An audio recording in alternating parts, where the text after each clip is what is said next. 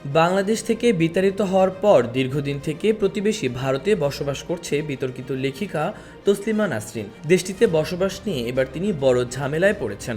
ভারতে তার বসবাসের অনুমতি নবায়ন না হওয়ার সম্ভাবনা দেখা দিয়েছে। নবায়ন না হলে বড় ধরনের হুমকির মধ্যে পড়বে বলে জানিয়েছেন তসলিমা নাসরিন। দেশটিতে থাকতে না পারলে তিনি মারা যাবেন বলেও জানিয়েছেন। ১.৫ মাসেরও বেশি সময় ধরে ভারত সরকার তসলিমা নাসরিনের বসবাসের অনুমতি নবায়ন করছে না। ফলে নিজের ভবিষ্যৎ নিয়ে আশঙ্কা প্রকাশ করেছেন তিনি।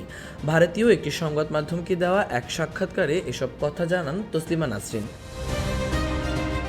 জানা যায়, চলতি বছরের ১৭ জুলাই ভারতে বসবাসের অনুমতির মেয়াদ শেষ হয় তসলিমা নাসরিনের। এখন পর্যন্ত বিজেপি সরকার তার মেয়াদ বাড়ায়নি। ফলে ভারতে অবস্থান করা নিয়ে অনিশ্চয়তার মধ্যে পড়েছেন তিনি।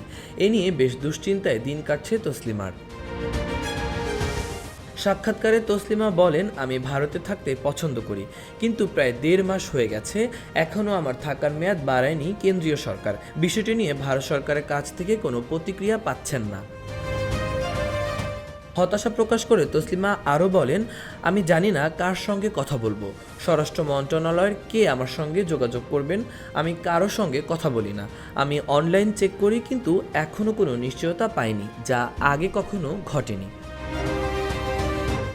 ভারতে বসবাসের অনুমতি নবায়ন করার পথে বাংলাদেশের বর্তমান পরিস্থিতি বাধা হয়ে দাঁড়িয়েছে কিনা এমন প্রশ্ন রাখা হয় তসলিমার কাছে। এ বিষয়ে তিনি বলেন, বাংলাদেশ ও সেখানকার রাজনীতির সঙ্গে আমার কোনো সম্পর্ক নেই। আমি ইতোমধ্যেই ভারতে বসবাস করছি। আমি এখানে একজন সুইডিশ নাগরিক হিসেবে থাকি। বাংলাদেশের বর্তমান টালমাটাল পরিস্থিতির আগেই আমার থাকার মেয়াদ ফুরিয়ে গেছে। ২০১৭ সালে এমন সমস্যা হয়েছিল, কিন্তু সেই সময় সেটি প্রযুক্তিগত সমস্যাই ছিল। ভারতে বসবাসের অনুমতি নবায়ন না হলে বড় ধরনের হুমকির মধ্যে পড়বেন বলেও জানান তিনি। তসলিমা বলেন, মানুষ মনে করে আমার সঙ্গে সরকার ও নেতাদের ঘনিষ্ঠতা আছে, তা কিন্তু নয়। পারমিট না পেলে আমি মারা যাব। এখন কোথাও যাওয়ার মতো অবস্থা নেই। বাংলাদেশ থেকে নির্বাসিত হওয়ার জন্য ক্ষমতাচ্যুত প্রধানমন্ত্রী শেখ হাসিনা ও সাবেক প্রধানমন্ত্রী খালেদা জিয়ার ভূমিকা রয়েছে বলে উল্লেখ করেন তসলিমা।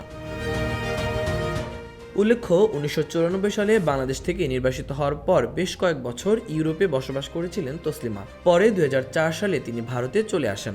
ভারতেও বেশ কয়েকবার অবস্থান বদলের পর ২০১১ সাল থেকে তিনি দিল্লিতেই বসবাস করছেন। মাহবুবুর রহমান ইমন, খবর সংযোগ।